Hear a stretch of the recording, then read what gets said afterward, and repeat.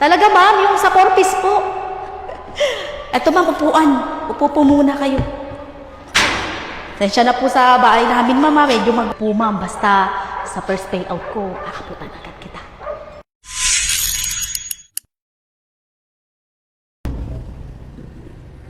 First payout, paldo.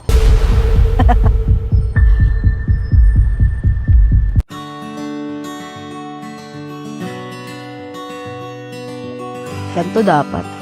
High profile. Sarap maging mayaman.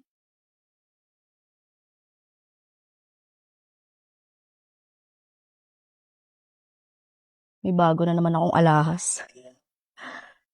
May inggit na naman itong mga kapitbahay kong inggitera.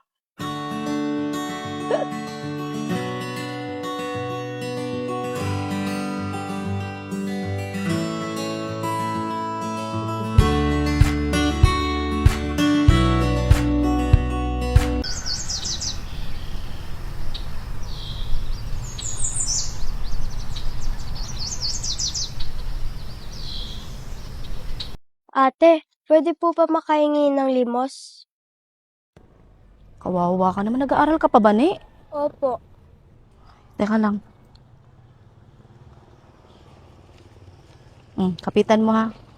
Ayan, pipicture lang ako. Wait lang. Okay na. Wait lang.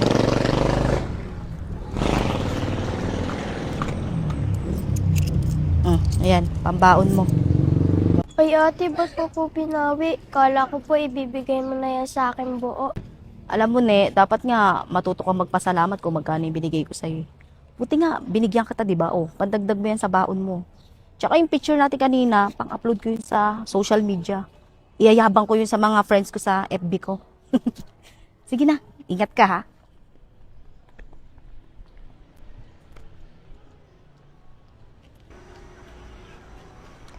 Nay, ito na po pinabili ng sardinas. Ba't ganyan yung suot mo? Baka makita ka ng mga kapitbahay natin, ang dungis mo. Pag nasa labas tayo, hindi nanay tawag mo sa akin ha. Mami. Mami tawag mo sa akin ha. May chismosa pa naman dyan. Tali ka na, tali. Tali ka na, bilis. Sa loob. Saan ka ba galing? Sardinas na naman yung ulam natin. Wala anak eh. Maliit lang kasi yung unang payout ko. Hayaan mo sa susunod, bibili tayo ng fried chicken.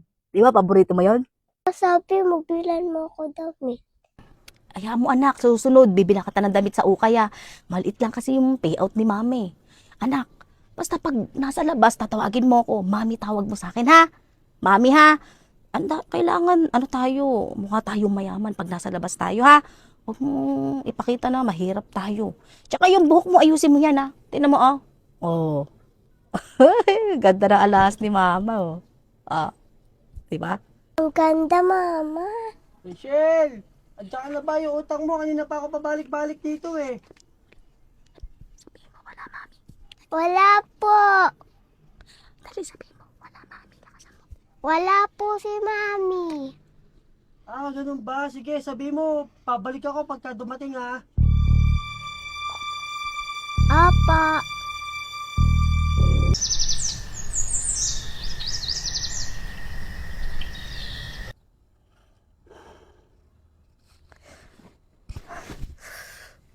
Init. Ay, Diyos ko, ang init. Pawis ako. Wala pa kuryente? Brown out ba? Bunak, gising. Init. Teka lang nga, pupunta muna ako kay Ka Eden. Brown out ba? Tatanong ko akong brown out. Ka Eden, brown out po ba?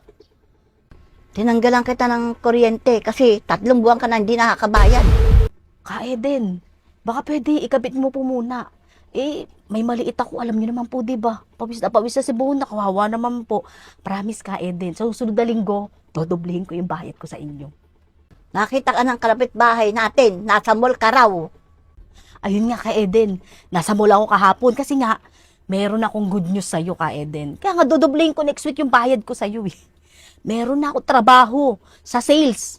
Alam mo naman ang kitaan sa sales, di ba? Oh, Big time. Paldo ko doon, ka Eden. Kaya sige na, kapit nyo na po. Bang init sa amin eh. Basta, ka Eden ha, yung ilaw namin. Alamat ha. Tay! Tay! Oh, saan ka ba galing? Ibig sa tulungan mo ako dito eh. Saan ka nagpupunta? Namalimos po ako, Tay. Dumidiskarte po ako para may pambayad ako sa project namin. Eh anak, di ba sinabi ko naman sa'yo na ako nang bahala dumiskarte basta sa pag-aaral mo? Hindi mo naman kailangan mamalimos eh. Alam mo ba, Tay, kanina may nakasalubong akong babae. Ang daming alahas. Mukhang mayaman pa nga eh. Tapos binigyan niya ako ng 1K. Kaso nga lang binawi niya. Pinicturean niya lang ako. Ganun ba, nak? Baka vlogger na kinakita mo. Alam mo, yung mga ganyan tao, normal na yan. Yung, kunyari, tutulong. Tapos pag wala na yung camera, babawiin na yung pera. Kung intindihin yung mga ganyan talagang tao na gagamitin yung mga hihirap para lalo pang yumaman. Tara, tulungan mo na ako magtiklop dito. Tuulan na.